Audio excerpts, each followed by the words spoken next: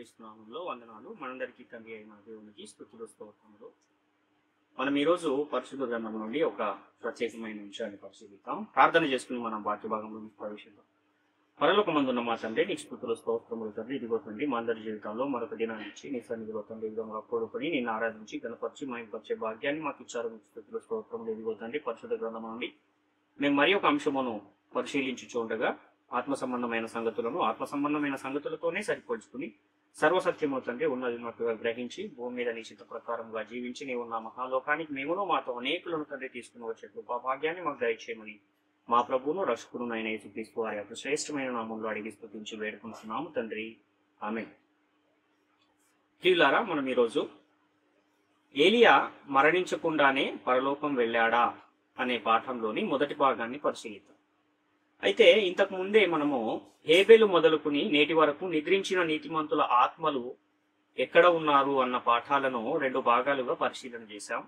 దానికి కొనసాగింపు ఈరోజు మనము ఏలియా మరణించకుండా పరలోకం వెళ్ళాడా అనే ఈ శీర్షికలో మొదటి భాగాన్ని పరిశీలిద్దాం. అయితే క్రైస్తవ సమాజంలో ఏలియాను గూర్చి ఆలోచిస్తే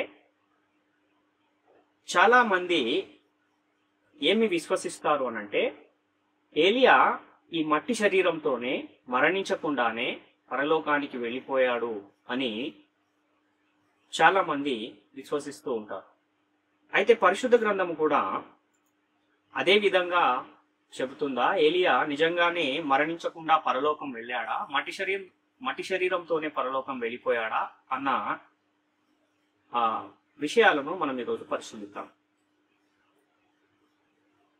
2వ రాజుల గ్రంథము 2వ అధ్యాయము 3 నుంచి 5 వచనాలను మనం పరిశీలిస్తే, బేతలులో ఉన్న ప్రవక్తల శిష్యులు ఎలీషా యొద్దకు వచ్చి, నేడు యెహోవా నీ యొద్ద నుండి నీ గురువును పరమునకు తీసుకుని పోవునని నీ వెరుగుదువా అని ఎలీషాను అడుగగా, అతడు నేనెరుగుదును, మీరు ఊరకుండడనెను. పిమ్మట ఏలియా ఎలీషా, యెహోవా నన్ను ఎరికోకు పొమ్మని సెలవిచ్చి ఉన్నాడు గనుక నీవు దయచేసి ఇక్కడ ఉండుమని ఎలీషాతో అనగా, అతడు యెహోవా జీవము తోడు నీ జీవము తోడు నేను నిన్ను విడువననెను గనుక వారిద్దరు ఎరుకోకు ప్రయాణము చేసిరి. ఎరికోలో ఉన్న ప్రవక్తల శిష్యులు ఎలీషా యొద్దకు వచ్చి, నేడు యెహోవా నీ యొద్ద నుండి నీ గురువును పరమునకు తీసుకుని పోవునని నీ వెరుగుదువా అని ఎలీషాను అడగగా, అతడు నేనెరుగుదును, మీరు ఊరకుండుడనెను అని ఇక్కడ మనము లేఖన భాగాన్ని చూస్తున్నాం. ఇక్కడ ఎలీషా యొక్క శిష్యులు ఎలీషా యొద్దకు వచ్చి, నేడు నీ గురువును దేవుడు పరమునకు తీసుకుని పోవుదునని నీ వెరుగుదువా అని అడుగుతూ ఉన్నారు. అప్పుడు ఎలీషా ఏమంటున్నాడు అంటే, నేను ఎరుగుదును, మీరు ఊరకుండుడి అని ఎలీషా సమాధానం ఇస్తూ ఉన్న ఒక సందర్భాన్ని మనం చూస్తున్నాం. అయితే ఇక్కడ నేడు దేవుడు నీ గురువును పరమునకు తీసుకుని పోవును అని ఆ మాట పరమునకు అని ఉంది కాబట్టి ఏలియా పరలోకానికి వెళ్ళిపోయాడు అని అనేకులు ఈరోజు అనుకుంటున్నారు. కానీ ఏలియా పరలోకానికి వెళ్ళాడా అని మనం ఆలోచన చేస్తే, అదే అధ్యాయంలోని 2వ రాజుల గ్రంథము 2వ అధ్యాయం 10 నుంచి 12 వచనాలు మనం ఒకసారి ఆలోచిస్తే, అందుకతడు నీవు అడిగినది కష్టతరముగానున్నది, అయితే నీ యొద్ద నుండి తీయబడినప్పుడు నేను నీకు కనబడిన ఎడల ఆ ప్రకారము నీకు లభించును, కనబడని ఎడల అది కాకపోవును అని చెప్పెను. వారింకనూ వెళ్ళుచూ మాటలాడుచుండగా ఇదిగో అగ్ని రథమును అగ్ని గుర్రములను కనబడి వీరిద్దరిని వేరు చేసెను. అప్పుడు ఏలియా సుడిగాలి చేత ఆకాశమునకు ఆరోహణమాయెను. ఎలీషా అది చూచి, నా తండ్రి నా తండ్రి, ఇశ్రాయేలు వారికి రథమును రౌతులను నీవే అని కేకలు వేసెను. అంతలో ఏలియా అతనికి మరలా కనబడకపోయెను. అప్పుడు ఎలీషా తన వస్త్రమును పట్టుకుని 2 తునకలుగా చేసెను అని ఇక్కడ మనం ఇంకొక లేఖనాన్ని పరిశీలిస్తున్నాం. ఇక్కడ మనం పరిశీలిస్తే అగ్ని రథములు అగ్ని గుర్రములు వచ్చి వీరిద్దరిని వేరు చేశాయి. వేరు చేసిన తర్వాత సుడిగాలి చేత ఏలియా ఆకాశమునకు ఆరోహణమాయనుంది కానీ పరలోకానికి వెళ్ళిపోయాడని ఇక్కడ కూడా మనకు లేఖనం కనబడట్లేదు. కానీ అక్కడ 2వ అధ్యాయంలోనే 2వ రాజులు 2వ అధ్యాయంలోనే 3 నుంచి 5 వచనాలలో పరమునకు నీ గురువును దేవుడు నేడు తీసుకుని పోవునని నీ వెరుగుదవా అని ఉంది కనుక పరలోకానికే వెళ్ళిపోయాడు అని అనేకులు ఈరోజు భావిస్తున్నారు. అయితే కొంతమంది ఏమనుకుంటారంటే, అగ్ని రథముల మీదనే ఏలియా పరలోకానికి వెళ్ళిపోయాడు అనేవారు కూడా ఉన్నారు. కానీ అగ్ని రథముల మీద వెళ్ళాడా అని అంటే, మనం పరిశీలనగా వాక్యాన్ని చదివినప్పుడు ఆ ఏలియా ఎలీషా ఇద్దరు దారిలో ఆ నది దాటిన తర్వాత వెలుచు ఉన్నప్పుడు అగ్ని రథములు అగ్ని గుర్రములు వచ్చి వారి ఇరువురిని వేరు చేసిన తర్వాత సుడిగాలి చేత ఏలియా ఆకాశానికి ఆరోహణమయ్యాడు అని ఇక్కడ చాలా స్పష్టంగా వ్రాయబడి ఉంది. అయితే పరమునకు అంటే పరలోకానికే దేవుడు ఏలియాను తీసుకుని వెళ్ళాడు అని అనేకులు అనుకుంటున్నారు, కానీ ఆ విధంగా పరిశుద్ధ గ్రంథము ఏమైనా తెలియజేస్తుందా అన్న విషయాలను మనం ఈరోజు పరిశీలిస్తాం. అయితే ఒక విషయాన్ని బైబిల్ నుండి మనము ఒక సిద్ధాంతంగా ప్రతిపాదించినప్పుడు ఆ విషయానికి మరలా బైబిల్ నుండే ఇంకొక విరుద్ధమైన లేఖనము, వ్యతిరేకించే లేఖనము మనకి ఇక్కడ కూడా కనపడకూడదు. అప్పుడే అది ఒక స్థిరమైన సిద్ధాంతంగా మనం దాన్ని భావించవచ్చు. అయితే మనము యోహాను సువార్త 3:13 పరిశీలిస్తే, మరియు పరలోకము నుండి దిగి వచ్చిన వాడే అనగా పరలోకములో ఉండు మనుష్య కుమారుడే తప్ప పరలోకమునకు ఎక్కిపోయిన వాడెవడునూ లేడు అని యేసుక్రీస్తు వారే స్వయంగా యోహాను సువార్త 3:13 చెబుతున్నారు. అంటే ఒకవేళ ఏలియా పరలోకం వెళ్ళిపోయి ఉంటే యేసుక్రీస్తు క్రిందకు వచ్చినప్పుడు ఆయన ఏమని చెప్పాలి అని అంటే, లేదు లేదు, పరలోకములో ఏలియా గారు ఉన్నారు, నేను అక్కడి నుంచే వచ్చాను అని చెప్పేవాడు. కానీ ఆయన ఏం చెప్తున్నాడంటే, పరలోకములో ఉండు మనుష్య కుమారుడే తప్ప పరలోకమునకు ఎక్కిపోయిన వాడు ఎవడునూ లేడు అంటున్నాడంటే యేసుక్రీస్తు తప్ప పరలోకానికి ఎవరు కూడా వెళ్ళలేదు అన్న విషయం మనకి ఇక్కడ చాలా స్పష్టంగా అర్థమవుతుంది. ఇప్పుడు ఏలియా గారు చనిపోయింది ముందా, యేసుక్రీస్తు వారు భూమి మీదకి వచ్చింది ముందా అని మనం ఆలోచిస్తే, ఏలియా గారు చనిపోయిందే అనేక సంవత్సరాల ముందు ఏలియా గారు చనిపోయారు. ఆ తర్వాత చాలా సంవత్సరాలకు యేసుక్రీస్తు వారు కన్యమరియ గర్భం ద్వారా ఈ భూలోకానికి వచ్చిన సంగతిని మనము చూస్తున్నాం. కాబట్టి ఇప్పుడు పరలోకములో ఒకవేళ ఏలియా ఉంటే ఎప్పుడో పరలోకానికి వెళ్ళిపోతే అక్కడ యేసుక్రీస్తుకి ఏలియా కనబడడా అంటే తప్పకుండా కనబడాలి. మరి యేసుక్రీస్తు వారు మనుష్య కుమారుడు తప్ప పరలోకానికి ఎక్కిపోయిన వాడు ఎవడునూ లేడు అంటున్నాడంటే ఏలియా గారు పరలోకానికి వెళ్ళలేదు అన్న విషయం మనకి ఇక్కడ చాలా స్పష్టంగా అర్థమవుతుంది. అదేవిధంగా ఒకవేళ యేసుక్రీస్తు పరలోకానికి వెళ్ళిపోయిన తర్వాత నుంచి ఎవరైనా వెళ్తున్నారా అని ఆ కోణంలో కూడా మనం ఆలోచన చేస్తే, యోహాను సువార్త 14:1-3 మీ హృదయమును కలవరపడనీయకుడి, దేవుని యందు విశ్వాసం ఉంచుచున్నారు, నాయందును విశ్వాసముంచుడి. నా తండ్రి ఇంట అనేక నివాసములు కలవు, లేని ఎడల మీతో చెప్పుదును. మీకు స్థలము సిద్ధపరచ వెళ్ళుచున్నాను, నేను వెళ్ళి మీకు స్థలము సిద్ధపరిచిన ఎడల నేనుండు స్థలములో మీరును ఉండులాగున మరలా వచ్చి నా యుద్ధ నుంటకు మిమ్మల్ని తీసుకుని పోవుదును అంటున్నాడు. అంటే నేను వెళ్ళగానే నాతో పాటు నా వెనకాల మీరు అందరూ వచ్చేయండి అని చెప్పట్లేదు. నేను రెండవసారి వచ్చినప్పుడు మిమ్మల్ని తీసుకుని వెళ్తాను అంటున్నాడు. అని అంటే మరలా యేసుక్రీస్తు రెండవ రాకడ వరకు ఎవరు కూడా పరలోకానికి వెళ్ళే అవకాశమే లేదు అన్న విషయము మనకి ఇక్కడ చాలా స్పష్టంగా అర్థమవుతుంది. అంటే యేసుక్రీస్తు భూమి మీదకి వచ్చేంత వరకు ఎవరు పరలోకం వెళ్ళలేదు, మరలా యేసుక్రీస్తు రెండవసారి వచ్చేంత వరకు కూడా ఎవరు పరలోకానికి వెళ్ళరు అన్న విషయము ఈ లేఖనాలను బట్టి మనకు చాలా స్పష్టంగా అర్థమవుతుంది.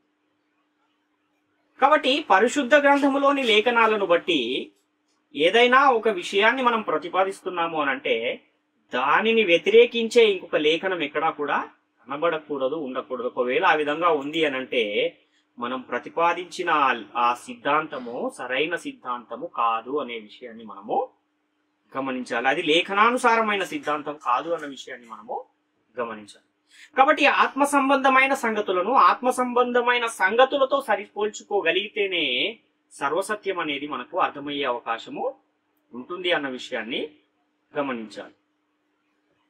కాబట్టి ఏలియా అగ్నిరథాల మీద వెళ్ళాడు, పరలోకం వెళ్ళిపోయాడు, అదృశ్య లోకానికి వెళ్ళిపోయాడు, రక్తమాంసములు గల శరీరంతోనే పరలోకం వెళ్ళిపోయాడు, చనిపోకుండానే పరలోకం వెళ్ళిపోయాడు అని చెప్పే ఈ బోధను బైబిల్ గ్రంథం అయితే ఏమాత్రము సమర్థించటం లేదు అన్న విషయాన్ని కూడా మనం చాలా స్పష్టంగా గమనించాలి, గ్రహించాలి. ప్రియుల, ఒకవేళ ఏలియా పరలోకం వెళ్ళిపోయాడు అనేదే నిజమైతే యేసుక్రీస్తు మనుష్య కుమారుడు తప్ప పరలోకానికి ఎక్కిపోయిన వాడు ఎవడునూ లేడు అన్న మాట చెప్పుకుండేవాడే కాదు.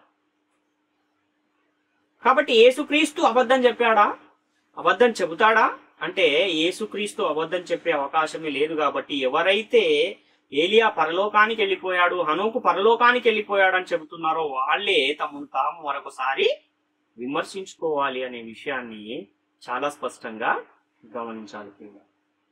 కాబట్టి దేవుడు రక్తమాంసములు గల శరీరము నివాసముండుటకు సిద్ధపరిచిన లోకమేది అన్న విషయాన్ని కూడా మనం ఒకసారి ఆలోచిస్తే, కేవలము భూగోళము మాత్రమే మనుషులకు నివాసయోగ్యమైన లోకము అని మనకు పరిశుద్ధ గ్రంథము తెలియజేస్తుంది. యోబు గ్రంథం 37వ అధ్యాయం 12వ వచనాన్ని మనం ఆలోచిస్తే, ఆయన వలన నడిపింపబడినవై నరులకు నివాసయోగ్యమైన భూగోళము మీద మెరుపును మేఘములను సంచారము చేయును, ఆయన వాటికి ఆజ్ఞాపించున్నది యావత్తును అవి నెరవేర్చును అంటున్నాడు.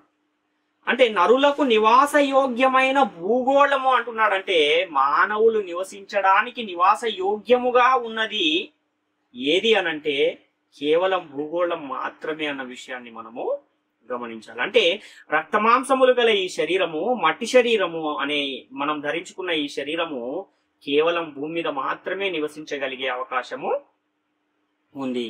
అదే విధంగా దేవుడు భూమికి ఒక పొలిమేరను ఏర్పరిచాడు, ఒక సరిహద్దును ఏర్పరిచాడు అని కూడా మనం గమనించినట్లయితే అపోస్తల కార్యములు 17వ అధ్యాయం 26-27 వచనాల్లో, మరియు యావత్ భూమి మీద కాపురముంటకు ఆయన 1 నుండి ప్రతి జాతి మనుషులను సృష్టించి వారు ఒకవేళ దేవునిని తడువులాడు కనుగొందురేమో అని తన్ను వెదుకు నిమిత్తము నిర్ణయ కాలమును వారి నివాస స్థలము యొక్క పొలిమేరలను ఏర్పరచను, ఆయన మనలో ఎవనికి నీ దూరముగా ఉండువాడు కాడు అంటున్నాడు. అంటే ఈ భూగోళానికి దేవుడు ఏం చేశాడు, ఒక పొలిమేరను ఏర్పరిచాడు. ఆ పొలిమేరను దాటి ఈ మట్టి శరీరం వెళ్ళగలిగే అవకాశం ఉందా అంటే వెళ్ళలేదు. ఆ పొలిమేరను దాటి వెళితే ఈ మట్టి శరీరము, ఈ రక్తమాంసములు గల ఈ శరీరము మనుగడ సాగించలేని పరిస్థితులు ఉన్నాయి, నివసించలేని పరిస్థితులు ఉన్నాయి అన్న విషయాన్ని మనం గమనించాలి. ఎందుకంటే ఈ భూమి మీద నుండి వేరే గ్రహానికి వెళ్ళాలన్నా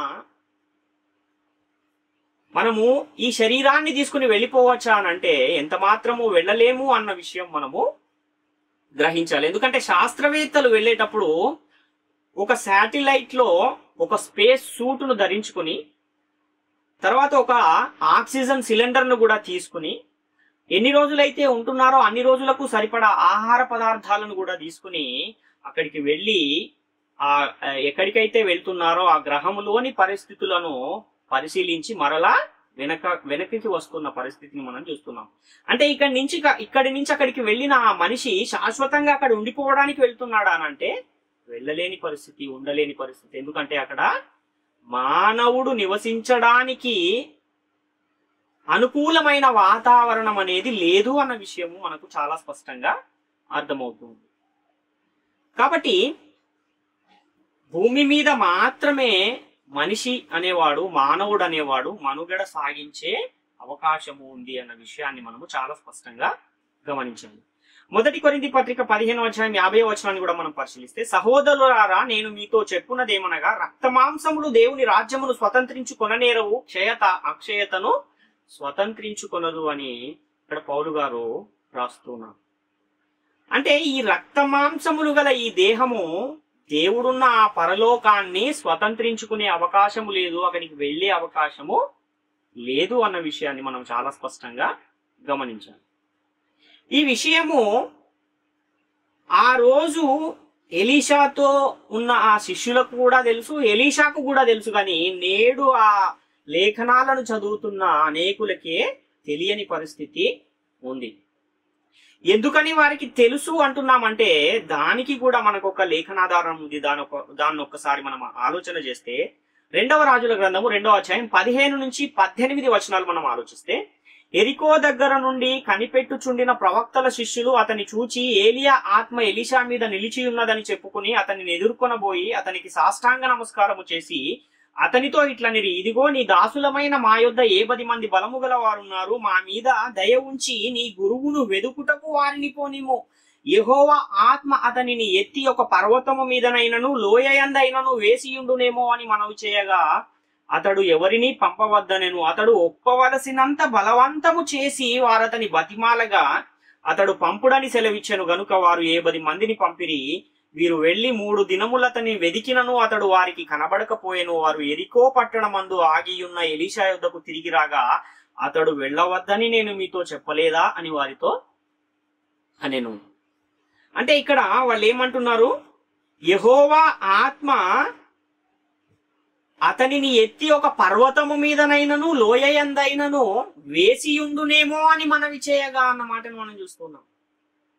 అంటే ఏలియా ఆత్మ ధరించుకున్న ఆ శరీరాన్ని దేవుడు ఏం చేస్తాడంటున్నారు వాళ్ళు, ఒక లోయలోనైనను లేదా ఒక పర్వతము మీదనైనను ఏం చేస్తాడంట, వేసియుండునేమో అంటున్నాడు. అంటే ఈ శరీరాన్ని విడిచిపెట్టే ఆయన వెళ్ళిపోయి ఉంటాడు గాని ఈ శరీరంతో వెళ్ళలేదు అని వాళ్లకు మాత్రము చాలా చక్కని స్పష్టత, క్లారిటీ వాళ్లకుంది. గాని నేడు ఈ లేఖనాలను పరిశీలిస్తున్న అనేకులకు ఈ స్పష్టత లోపించింది అన్న విషయాన్ని మనము గమనించాలి. ఎందుకంటే రక్తమాంసములు గల శరీరం పరలోకం వెళ్ళలేదు, శరీరానికి దేవుడు తీర్పు తీర్చాడు అన్న సంగతి వాళ్లకు తెలుసు గనకనే ఆ విధంగా ఆ దేవుడు పడవేసిన ఆ శరీరాన్ని వెదకడానికి అక్కడ ప్రవక్తల శిష్యులు ఒక 70 మందిని పంపించినట్టుగా మనం చూస్తూ ఉన్నాం. మొదటి కొరింథీ పత్రిక 15వ అధ్యాయం 51, 52 వచనాలు కూడా మనం పరిశీలిస్తే, ఇదిగో మీకు ఒక మర్మము తెలుపుచున్నాను, మనం అందరము నిద్రించము గాని ఒక నిమిషములో ఒక రెప్పపాటున కడబూరం రోగగానే మనం అందరం మార్పు పొందుదుము, బూరం రోగును, అప్పుడు మృతులు అక్షయులుగా లేపబడుదురు, మనము మార్పు పొందుదుము అంటున్నాడు. ఇది ఎప్పుడు జరిగే సందర్భాన్ని చెబుతున్నాడు అంటే యేసుక్రీస్తు రెండవసారి వచ్చినప్పుడు ఏం జరుగుతుంది అని అంటే, అప్పటికే నిద్రించిన నీతిమంతులేమో అక్షయులుగా లేపబడితే యేసుక్రీస్తు వచ్చే ఆ సమయానికి జీవించి ఉన్న నీతిమంతులు ఏమవుతారు, మార్పు పొందుతారు. అప్పుడు ఆ మార్పు పొందిన ఆ శరీరాలను, అక్షయ శరీరాలను ధరించుకున్న వారందరూ కలిసి పరలోకానికి వెళతారు తప్ప ఇప్పుడే పరలోకానికి ఈ రక్తమాంసములు గల శరీరంతో ఎవరు కూడా వెళ్ళరు అన్న విషయాన్ని మనం చాలా స్పష్టంగా గమనించాలి. ఎందుకంటే రక్తమాంసములు గల ఈ శరీరం ఎంత దూరం వరకు వెళ్ళగలదు అంటే దేవుడు భూమికి ఏర్పరిచిన పొలిమేర వరకు మాత్రమే వెళ్ళగలదు. ఆ తర్వాత కూడా ప్రయాణించే శక్తి ఈ ప్రకృతి సంబంధమైన శరీరానికి లేదు అన్న విషయాన్ని మనం చాలా స్పష్టంగా గమనించాలి. ఎందుకంటే దేవుడి ప్రకృతి సంబంధమైన శరీరానికి తీర్పు తీర్చేశాడు. నియమింపబడిన దినములు భూమి మీద గడిపిన తర్వాత ఈ శరీరాన్ని విడిచిపెట్టే నరుడు వెళ్ళాలి గాని ఈ శరీరంతోనే, మట్టి శరీరంతోనే వెళ్ళిపోయే అవకాశం లేదు అన్న విషయాన్ని మనం గమనించాలి. ఆదికాండం 3వ అధ్యాయం 19వ వచనంలో, నీవు నేలకు తిరిగి చేరు వరకు నీ ముఖపు చెమట కార్చి ఆహారము తిందువు, ఏలయనగా నీవు నేల నుండి తీయబడితివి, నీవు మన్నే గనక తిరిగి మన్నైపోదు అని చెప్పాను అంటున్నాడు. అంటే మట్టి నుండి తీయబడిన ఈ దేహము భూమి మీద నియమింపబడిన దినములు అయిపోయిన తర్వాత మరలా మంటికి చేరిపోవాలి, మన్నైపోవాలి, గాని ఈ శరీరం మరలా ఇంకొక చోటికి వెళ్లే అవకాశం లేదు అన్న విషయాన్ని మనము గమనించాలి. ప్రసంగి గ్రంథం 12వ అధ్యాయం 7వ వచనాన్ని కూడా మనం ఆలోచిస్తే, మన్నైనది వెనుకటి వలనే మరలా భూమికి చేరును, ఆత్మ దాని దయచేసిన దేవుని యొద్దకు మరలా పోవును అంటున్నాడు. అంటే ఈ మట్టి దేహము శరీరంలో ప్రాణం ఉన్నంత వరకు మాత్రమే జీవించి ఉంటుంది. ఆ తర్వాత ఎప్పుడైతే ఆత్మ ఈ శరీరంలో నుండి బయటికి వెళ్ళిపోతుందో ఈ మట్టి దేహం మరలా మంటిలోనికి చేరిపోతుంది అన్న విషయాన్ని మనం ఇక్కడ గమనించాలి. అదే విధంగా మరణము చూడక ఎవరైనా బ్రతకగలరా అన్న ప్రశ్నకు కూడా పరిశుద్ధ గ్రంథం ఇచ్చే సమాధానం ఏంటి అంటే, కీర్తనల గ్రంథం 29వ అధ్యాయం 48వ వచనంలో, మరణమును చూడక బ్రతుకునరుడెవడు, పాతాళము యొక్క వశము కాకుండా తన్ను తాను తప్పించుకొనగలవాడెవడు అంటున్నాడు. అంటే ప్రతి మనిషి, భూమి మీదికి వచ్చిన ప్రతి మనిషి, రక్తమాంసములను ధరించుకొని వచ్చిన ప్రతి మనిషి కూడా తప్పకుండా మరణించవలసిందే, పాతాళానికి వెళ్ళవలసిందే అని ఇక్కడ చాలా స్పష్టంగా మనకు కనబడుతుంది. కొరింథీయులకు రాసిన 2వ పత్రిక 5వ అధ్యాయం 1-2 వచనాలు కూడా మనం ఆలోచిస్తే, భూమి మీద మన గుడారమైన ఈ నివాసము శిథిలమైపోయినను చేతి పని కాక దేవుని చేత కట్టబడినది నిత్యమైనదియునైన నివాసము పరలోకమందు మనకున్నదని ఎరుగుదుము. మనము దిగంబరులము కాక వస్త్రము ధరించుకొనిన వారముగా కనబడుదుము. కాబట్టి పరలోకము నుండి వచ్చి మన నివాసము దీనిపైని ధరించుకొని అపేక్షించుచు దీనిలో మొలుగుచున్నాం అంటున్నాడు. అంటే భూమి మీద మన గుడారమైన ఈ నివాసము అంటే ఈ మట్టి శరీరము, ఈ రక్తమాంసములు గల శరీరం ఏమవుతుంది అంటే శిథిలమైపోతుంది. దానికి నియమింపబడిన దినములు అయిపోయిన తర్వాత అది మంటిలోనికి వెళ్ళిపోతుంది, శిథిలమైపోతుంది అని చాలా స్పష్టంగా మనకు అర్థమవుతుంది. యేసుక్రీస్తు రెండవసారి వచ్చినప్పుడు ఏం జరుగుతుంది అంటే ఆ పరలోకములో దేవుడు ఏదైతే ఆ నిత్యమైన నివాసాన్ని సిద్ధపరుస్తున్నాడో ఆ నివాసాన్ని ధరించుకుని పరలోకానికి వెళ్లే పరిస్థితి ఉంటుంది. కానీ రక్తమాంసములు గల దేహంతో ఏ మనిషి, ఏ మానవుడు, ఏ నరుడు కూడా పరలోకానికి వెళ్ళలేడు అన్న విషయాన్ని మనం చాలా స్పష్టంగా గమనించాలి. కాబట్టి మానవ నివాస యోగ్యం భూగోళం మాత్రమే. భూమికి దేవుడు పొలిమేరని ఏర్పరిచాడు. రక్తమాంసములు గల ఈ శరీరము దేవుని రాజ్యాన్ని స్వతంత్రించుకొననేరదు. మరణము చూడక ఏ నరుడు కూడా బ్రతకలేడు. అదేవిధంగా దేవుడు శరీరానికి తీర్పు తీర్చాడు అన్న విషయాలు చాలా స్పష్టంగా మనకు లేఖనాధారాలతో అర్థమయ్యాయి. కాబట్టి ఏలియా రక్తమాంసములు గల శరీరంతో పరలోకం వెళ్ళాడు అనే బోధ లేఖనానుసారమైనదైతే కాదు అని మనకు అర్థమవుతుంది. మరి ఎలా వచ్చింది ఈ బోధ అని మనం పరిశీలిస్తే, ఎవరైతే బోధ చేస్తున్న వారి బోధను వింటున్నారో వాళ్ళు స్వపరిశీలన చేయనందువలన, లేఖనాలను పరిశోధించకుండా దాన్ని గుడ్డిగా నమ్మటం వలననే ఇలాంటి బోధలు అనేకం వచ్చి స్థిరపడిపోయి నేటి కాలం వరకు వచ్చేసాయి. ఒకవేళ మట్టి శరీరంతో కాదు కానీ దేవుడు శరీరాన్ని మార్పు చెందించి తీసుకెళ్లాడని ఒకవేళ ఎవరైనా అంటే దానికి కూడా అవకాశం లేదు అనే పరిశుద్ధ గ్రంథము చాలా స్పష్టంగా తెలియజేస్తూ ఉంది. హెబ్రీ పత్రిక 11వ అధ్యాయం 39-40 వచనాల్లో, వీరందరూ తమ విశ్వాసము ద్వారా సాక్ష్యము పొందిన వారైనను మనము లేకుండా సంపూర్ణులు కాకుండా నిమిత్తం దేవుడు మన కొరకు మరి శ్రేష్టమైన దానిని ముందుగా సిద్ధపరచను కనుక వీరు వాగ్దాన ఫలమును అనుభవింపలేదంటున్నాడు. అంటే హెబ్రీ పత్రిక 11వ అధ్యాయంలో మొదటి నుంచి మనం చదువుకుంటూ వస్తే నీతిమంతుడైన హేబేలు నుంచి మొదలుకుని అనేకులైన నీతిమంతులను ఆ అధ్యాయంలో ప్రస్తావిస్తూ వీరందరూ కూడా తమ విశ్వాసము ద్వారా సాక్ష్యం పొందారు గాని మనము లేకుండా సంపూర్ణులు కాలేరు గనుక వీరు ఇంకా వాగ్దాన ఫలాన్ని అనుభవించలేదంటున్నాడు. వాగ్దాన ఫలం ఏమిటి అంటే నిత్య జీవాన్ని పొందుకోవడం. నిత్య జీవాన్ని పొందుకున్న వారు ఎక్కడికి వెళ్ళాలి అని అంటే పరలోకానికి వెళ్ళాలి. అంటే పరలోకానికి వీళ్ళెవరు కూడా వెళ్ళలేదు అంటున్నాడు. కాబట్టి ఇంత స్పష్టమైన లేఖనాలు ఉన్నా కూడా ఈరోజు అనేకులు హనోకు పరలోకం వెళ్ళిపోయాడు, ఏలియా పరలోకం వెళ్ళిపోయాడు అని తప్పుడు బోధలను చేస్తూ ఉన్నారు. ఒకసారి మిమ్మల్ని మీరు లేఖనానుసారంగా విమర్శించుకుని పరిశీలించుకుని ఒకవేళ తప్పు అని ఒకవేళ మీరు అనుకుంటే మీ బోధను మార్చుకోవాలని మిమ్మల్ని ప్రేమతో మేము లేఖనాల ద్వారా హెచ్చరిస్తూ ఉన్నామన్న సంగతిని మీరు గమనించారు.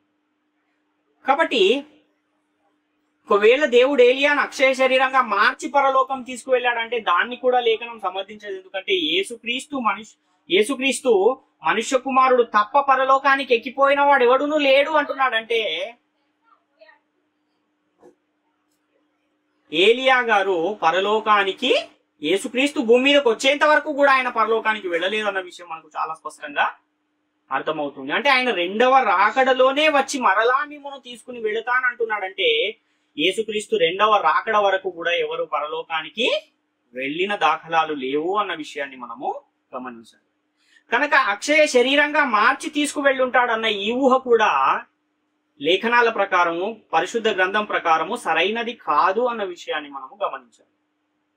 ఒకవేళ ఇంత చెప్పినా మేము వినమండి అనే వారు ఒకవేళ హనోకు ఏలియాలు పరలోకం వెళ్ళిపోయారు అంటే అలా అనుకునే వారంతా యేసుక్రీస్తునే అబద్ధికునిగా తీర్పు తీరుస్తున్నారు. ఒకసారి ఆలోచించండి. శరీరానికి మార్పు జరిగేది ఎప్పుడు అంటే యేసుక్రీస్తు రెండవసారి వచ్చినప్పుడే శరీరం మార్పు చెందుతుంది.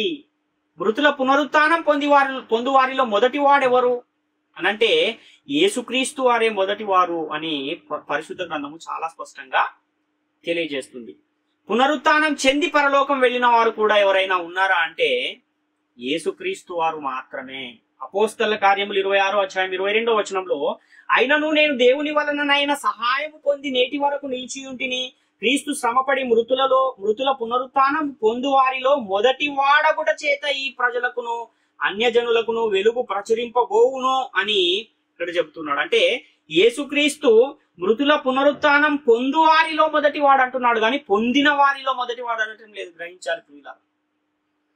అంటే పొందబోవు వారి అంటే ఇంకెవరు పొందలేదు, ఆ పొందబోవు వారిలో మొదటి వాడెవరు అని అంటే యేసుక్రీస్తు వారే అన్న విషయాన్ని మనము గమనించాలి. ఒకవేళ హనోకు గాని ఏలియా గాని పరలోకానికి వెళ్ళిపోయి ఉంటే యేసుక్రీస్తు మృతుల పునరుత్థానం పొందువాడిలో మొదటివాడు అని ఇక్కడ వ్రాయబడి ఉండేది కాదు. మొదటి కొరింథీ పత్రిక 15:20 కూడా మనం ఆలోచిస్తే, ఇప్పుడైతే నిద్రించిన వారిలో ప్రథమ ఫలముగా క్రీస్తు మృతులలో నుండి లేపబడి ఉన్నాడు అంటున్నాడు. అంతేగాని హనోకు మృతులలో నుండి ప్రథమ ఫలముగా లేపబడి ఉన్నాడు అని ఇక్కడ లేదు, గమనించాలి ప్రియులారా. కాబట్టి మృతుల పునరుత్థానము పొందువారిలో మొదటివాడు ఎవరు, పరలోకం వెళ్ళిన వారిలో మొదటివాడు ఎవరు అంటే యేసుక్రీస్తు మాత్రమే అన్న విషయాన్ని మనం ఇక్కడ చాలా స్పష్టంగా గమనించాలి. ఒకవేళ ఏలియా పునరుత్థానుడై పరలోకం వెళ్ళిపోతే ఈ మరణము నిరర్ధకము అయ్యి జీవము అక్షయత సువార్త వలన వెలుగులోనికి ఎవరి వలన రావాలంటే ఏలియా వలన రావాలి, లేదంటే హనోకు వలన రావాలి. కానీ మరణము నిరర్ధకమయ్యి జీవము అక్షయత సువార్త వలన వెలుగులోనికి వచ్చింది ఎవరి వలన అన్న విషయాన్ని కూడా మనం ఆలోచిస్తే ఏలియా హనోకుల విషయంలో స్థిరపరచబడిన ఈ ఊహ తప్పు అనేది మనకి ఇక్కడే అర్థమవుతుంది. 2 తిమోతి పత్రిక 1:9-10 మన క్రియలను బట్టి కాక తన స్వకీయ సంకల్పమును బట్టి అనాది కాలముననే క్రీస్తు యేసునందు మనకు అనుగ్రహింపబడినది, క్రీస్తు యేసును మన రక్షకుని ప్రత్యక్షత వలన బయలుపరచబడినదియునైన తన కృపను బట్టి మనలను రక్షించి పరిశుద్ధమైన పిలుపుతో ఆయన మనలను పిలిచెను. ఆ క్రీస్తు యేసు మరణమును నిరర్ధకము చేసి జీవమును అక్షయతను సువార్త వలన వెలుగులోనికి తెచ్చెను అంటున్నాడు. కాబట్టి మరణాన్ని నిరర్ధకము చేసి జీవాన్ని అక్షయతను వెలుగులోనికి తెచ్చింది ఎవరు అని అంటే, ఒకవేళ యేసుక్రీస్తు కన్నా ముందే ఏలియా హనోకులు వెళ్ళిపోతే వాళ్ళలోనే ఇది వెల్లడవ్వాలి, కానీ ఎవరిలో వెల్లడైందని తెలియజేస్తుందంటే యేసుక్రీస్తులో వెల్లడైంది అని మనకు లేఖనము చాలా స్పష్టంగా తెలియజేస్తుంది. అదే విధంగా 1 పేతురు పత్రిక 1:3-4 కూడా మనం ఆలోచిస్తే, మన ప్రభువుకు యేసుక్రీస్తు తండ్రి అయిన దేవుడు స్తుతింపబడును గాక. మృతులలో నుండి యేసుక్రీస్తు తిరిగి లేచుట వలన జీవముతో కూడిన నిరీక్షణ మనకు కలుగునట్లు, అనగా అక్షయమైనదియు నిర్మలమైనదియు వాడబారనిదియునైన స్వాస్థ్యము మనకు కలుగునట్లు ఆయన తన విశేష కనికరము చొప్పున మనలను మరలా జన్మింపజేసెను అంటున్నాడు. అంటే ఈ రోజు ఎవరైతే రక్షింపబడుతున్నారో, రెండవసారి జన్మిస్తున్నారో, వారు ఎవరిలో జన్మిస్తున్నారంటే క్రీస్తులో జన్మిస్తున్నారు, కానీ హనోకులోనో ఏలియాలోనో జన్మించట్లేదు అన్న విషయాన్ని గమనించాలి. కాబట్టి నేటికి ఇలా ఏలియా హనోకులు పరలోకం వెళ్ళిపోయారని ప్రకటింపబడుతుంది అంటే ఇది ఎవరి ద్వారానో విన్న బోధ మనం పరిశీలన చేయకుండా విన్నది విన్నట్టుగా అలానే దాన్ని అనేకులకు తెలియజేయటం వలన ఆ బోధలు ఈరోజు మన వరకు కూడా వచ్చేసాయి. కాబట్టి ఎవరి మీద ఉంది ఈ బాధ్యత అని అంటే వింటున్న వారి మీదనే ఈ బాధ్యత ఉన్నది.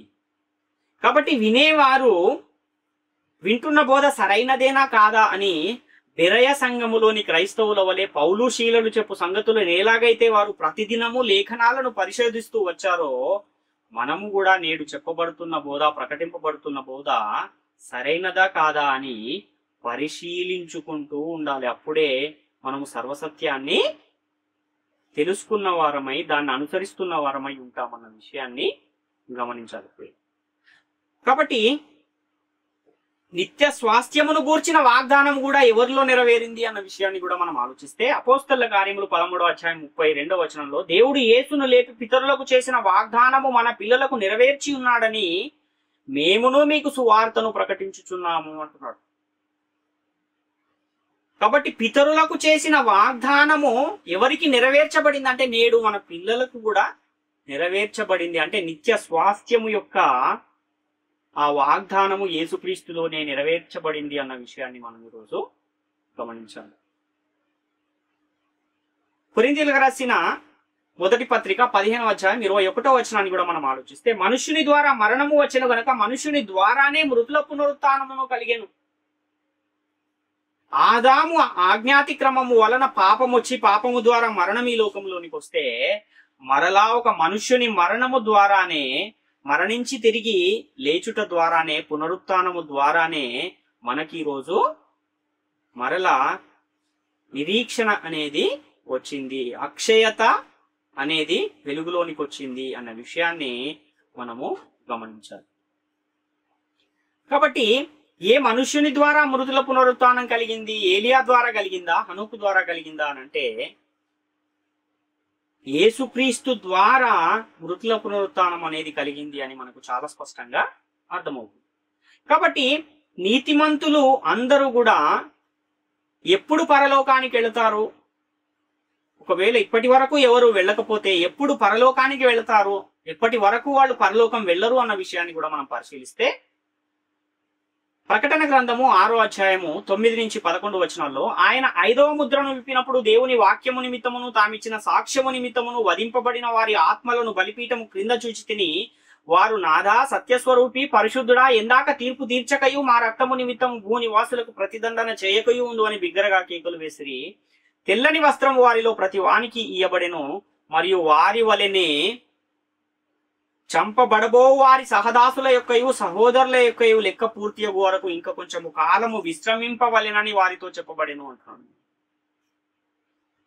కాబట్టి ఇప్పటి వరకు హేబెలు మొదలుకొని నేటి వరకు నిద్రించిన నీతిమంతులందరినీ ఈ యోహాను గారు ఎక్కడ చూస్తున్నారంటే బలిపీఠము క్రింద వారి ఆత్మలను చూస్తున్నాడంట.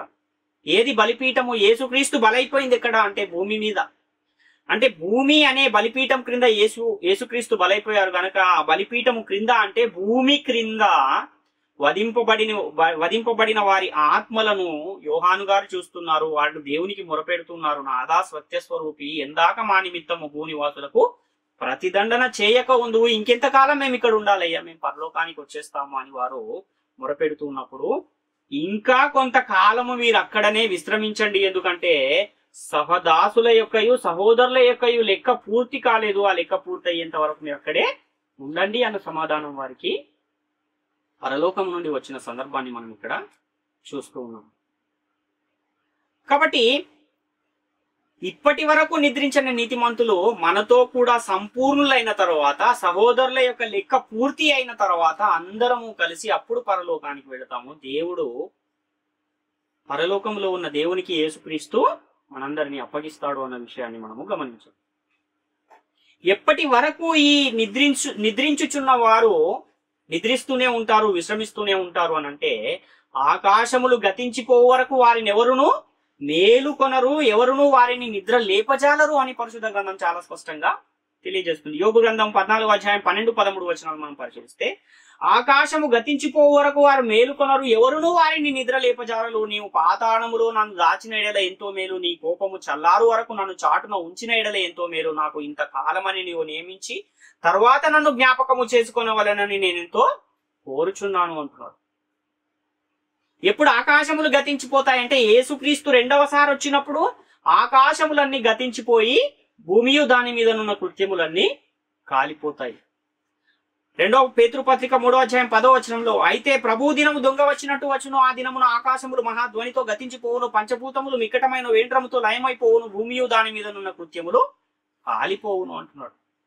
కాబట్టి యేసుక్రీస్తు రెండవసారి వచ్చేంత వరకు ఆకాశములు గతించిపోవు. ఆకాశములు గతించిపోయే వరకు ఎవరు కూడా నిద్ర లేవరు, వారిని ఎవరు నిద్ర లేపజాలరు అని మనం చూస్తున్నాం. అంటే యేసుక్రీస్తు రెండవ రాకడ వరకు కూడా వీరందరూ హేబెలు మొదలుకుని నేటి వరకు మరియు భవిష్యత్తులో నిద్రించిన నీతిమంతులు కూడా ఎక్కడుంటారంటే పాతాళ లోకములోని నెమ్మది పొందే స్థలములోనే ఉంటారు అన్న విషయాన్ని మనం చాలా స్పష్టంగా గమనించాలి. ప్రియుల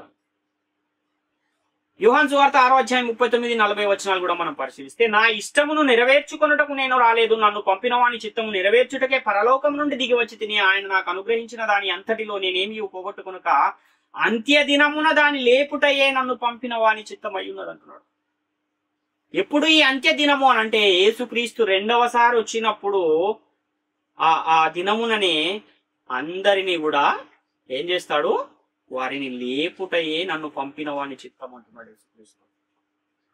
యోహాను సువార్త 6వ అధ్యాయం 54వ వచనాన్ని కూడా మనం పరిశీలిస్తే నా శరీరము తిని నా రక్తము త్రాగువాడే నిత్య జీవం గలవాడు, అంత్య దినమున నేను వానిని లేపుదును అంటున్నాడు. యోహాను సువార్త 11వ అధ్యాయం 20-24 వచనాలు కూడా మనం పరిశీలిస్తే మార్త యేసు వచ్చుచున్నాడని విని ఆయనను ఎదుర్కొన వెళ్ళెను గాని మరియ ఇంటిలో కూర్చుండి ఉండెను. మార్త యేసుతో ప్రభువా నీవు ఇక్కడ ఉండిన ఎడల నా సహోదరుడు చావకుండును, ఇప్పుడైనను నీవు దేవుని ఏమడిగినను దేవుడు నీకు అనుగ్రహించునని ఎరుగుదుననెను. యేసు, నీ సహోదరుడు మరలా లేచునని ఆమెతో చెప్పగా, మార్త, ఆయన అంత్యదినమున పునరుత్థానమందు లేచునని ఎరుగుదును అని ఇక్కడ మరియ గారు యేసుతో సమాధానం చెబుతున్న సందర్భం. అంటే ఎప్పటి వరకు ఈ నిద్రించిన నీతిమంతులందరూ నిద్రిస్తారు, ఎప్పుడు మరలా పునరుత్థానం చెందుతారంటే యేసుక్రీస్తు రెండవ రాకడలో అంత్యదినమున వీళ్ళందరూ కూడా లేచి అందరూ కలిసి పరలోకానికి వెళ్లే పరిస్థితి ఉంది. కానీ నేటి వరకు ఎవరు కూడా పరలోకానికి వెళ్ళలేదు అన్న విషయాన్ని మనం చాలా స్పష్టంగా గమనించాలి ప్రియుల. కాబట్టి ఆ దినమున ఏదైతే ఆ యేసుక్రీస్తు రెండవ రాకడ దినం ఉందో, ఆ అంత్య దినం ఉందో, ఆ దినమున యేసుక్రీస్తు పరదేశులో ఉన్న నీతిమంతులు మరియు ఆయన వచ్చే ఆ దినానికి సజీవులుగా ఉన్న నీతిమంతులు అందరినీ పరలోకానికి తీసుకువెళ్ళి తండ్రికి అప్పగిస్తాడు. గాని ఎవరు కూడా నేటి వరకు పరలోకానికి అయితే వెళ్ళలేదు అన్న విషయాన్ని మనము చాలా స్పష్టంగా గమనించాలి. 1 కొరింథీ పత్రిక 15:51-52 వచనాల్లో, ఇదిగో మీకు ఒక మర్మమును తెలుపుచున్నాను, మనమందరము నిద్రించము గాని ఒక రెప్పపాటున కడబూరం రోగగానే మనమందరం మార్పు పొందుదుము, బూరం రోగును, అప్పుడు మృతులు అక్షయులుగా లేపబడుదురు, మనము మార్పు పొందుదుము అంటున్నాం. 1 తెస్సలోనిక 4:16-17 వచనాలు కూడా మనం ఆలోచిస్తే, ఆర్భాటముతోనూ ప్రధాన దూత శబ్దముతోనూ దేవుని బూరతోనూ పరలోకము నుండి ప్రభువు దిగి వచ్చును, క్రీస్తునందుండి మృతులైన వారు మొదట లేతురు, ఆ మీదట సజీవులమై నిలిచి ఉండి మనం వారితో కూడా ఏకముగా ప్రభువుని ఎదుర్కొనుటకు ఆకాశ మండలమునకు మేఘముల మీద కొనిపోబడుదుము, కాగా మనము సదాకాలము ప్రభువుతో కూడా ఉందుము. ఎప్పుడు ఇవన్నీ జరుగుతాయి అనంటే యేసుక్రీస్తు రెండవసారి వచ్చినప్పుడు జరుగుతాయి అన్న విషయాన్ని మనము గమనించాలి. ఈ శరీరం ఎప్పుడు మార్పు పొందుతుంది అనంటే యేసుక్రీస్తు రెండవసారి వచ్చినప్పుడు మార్పు పొందుతుంది. కానీ ఇప్పుడే మార్పు పొంది పరలోకానికి వెళ్లే పరిస్థితి లేదు అన్న విషయాన్ని మనము గమనించాలి. ఫిలిప్పీ పత్రిక 3:21 వచనంలో, సమస్తమును తనకు లోపరుచుకున్న జాలిన శక్తిని బట్టి ఆయన మన దీన శరీరమును తన మహిమ గల శరీరమునకు సారూపము గల దానిగా మార్చును అంటున్నాడు. అంటే యేసుక్రీస్తు ఏ విధమైన శరీరాన్ని అయితే ధరించుకుంటాడో యేసుక్రీస్తు రెండవ రాకడలో మనం కూడా అదే ఆ యేసుక్రీస్తు ధరించుకున్న శరీరానికి సమరూపము గల శరీరాన్ని మనం ధరించుకుంటామన్న విషయాన్ని గమనించాలి ప్రియులా. కాబట్టి ఇంత స్పష్టంగా పరిశుద్ధ గ్రంథం తెలియజేస్తూ ఉంటే హనోకు, ఏలియాలు పరలోకం వెళ్ళిపోయారని అనేకులు ఈరోజు లేఖనాలలో ఉన్న ఆ భావాన్ని అర్థం చేసుకోక భ్రమపడుతున్నారు అన్న విషయాన్ని గమనించాలి. ఎందుకంటే ఆత్మ సంబంధమైన సంగతులతోనే సరిపోల్చుకోవాలి తప్ప ఒక ఆత్మ సంబంధమైన సంగతిని తీసుకొచ్చి ప్రకృతి సంబంధమైన సంగతితో ఒకవేళ పరిశీలించుకుంటే అది ఎంత మాత్రము సర్వసత్యానికి సరిపోదు అన్న విషయాన్ని మనము గమనించాలి. ఒకవేళ వాక్యానికి తెచ్చి ఏదైనా కలిపిన వాక్యముల నుండి దేన్నైనా తీసివేసినా ఏం జరుగుతుంది అనే విషయాన్ని కూడా మనం ఒకసారి ఆలోచిస్తే, ప్రకటన గ్రంథం 22:18-19 వచనాల్లో, ఈ గ్రంథమందున్న ప్రవచన వాక్యములను విను ప్రతి వానికి నేను సాక్ష్యం ఇచ్చినదేమనగా, ఎవడైనను వీటితో మరి ఏదైనాను కలిపినేడలా ఈ గ్రంథములో వ్రాయబడిన తెగుళ్లు దేవుడు వానికి కలగజేయను, ఎవడైనను ఈ ప్రవచన గ్రంథమందున్న వాక్యములో ఏదైనాను తీసివేసినేడలా దేవుడి గ్రంథములో వ్రాయబడిన జీవ వృక్షములోను పరిశుద్ధ పట్టణములోను వానికి పాలు లేకుండా చేయును అంటున్నాడు. కాబట్టి ఈ గ్రంథములో ఉన్న ఈ వాక్యాలకు, ఈ లేఖనాలకు దేనిని కూడా కలపకూడదు, దేనిని కూడా ఇందులో నుంచి తీసివేయకూడదు అన్న విషయాన్ని మనం చాలా స్పష్టంగా గమనించాలి ప్రేమ దేవుని వాళ్ళు. కాబట్టి పరిశుద్ధ గ్రంథంలో వ్రాయబడిన ఈ లేఖనాలన్నీ కూడా ఎలా వ్రాయబడ్డాయి అనంటే పరిశుద్ధాత్మ ప్రేరణతో దేవుని మూలముగా పలుకబడిన లేఖనాలు మరియు మాటలు. కాబట్టి ఇలాంటి దేవుని మూలముగా పరిశుద్ధాత్మ ప్రేరణతో వ్రాయబడిన ఈ మాటల్లో ఒక చోట అవునని ఇంకొక చోట కాదని ఉండే అవకాశం ఉందా అనంటే ఎంత మాత్రం ఆ విధమైన అవకాశం లేదు. కాబట్టి మనము ప్రకటిస్తున్న వాక్యము అది లేఖనానుసారంగానే ఉందా, పరిశుద్ధ గ్రంథము దాన్ని సమర్థిస్తుందా లేదా అని మనల్ని మనమే పరిశోధించుకుని వాక్యాన్ని ప్రకటించాలి. కానీ ఏది పడితే అది ప్రకటించి లేనిదాన్ని కూడా ఉన్నట్టుగా ప్రకటిస్తే ఒకవేళ ఈ పరిశుద్ధ గ్రంథములో వ్రాయబడిన తెగుళ్ళు వారి వీధికి వచ్చే అవకాశం ఉంది. అదేవిధంగా జీవ వృక్షములోను పరిశుద్ధ పట్టణంలోనూ పాలు లేకుండా, అంటే పరలోకాన్నే పోగొట్టుకునే ఒక పరిస్థితి కనపడుతుంది. కాబట్టి ప్రియులారా, ప్రాముఖ్యమైన ఈ విషయాలను ప్రతి ఒక్కరు కూడా గమనించి గ్రహించి వాక్యానుసారమైన సంగతులను అనుసరిస్తూ దేవుని కృపకు పాత్రులుగా ఉండి దేవుడున్న ఆ మహాలోకానికి వెళ్ళే ఆ గుంపులో మీరందరూ ఉండాలని మిమ్మల్ని వేడుకొని నా మాటలు ముగిస్తున్నాను. అందరికీ వందనాలు.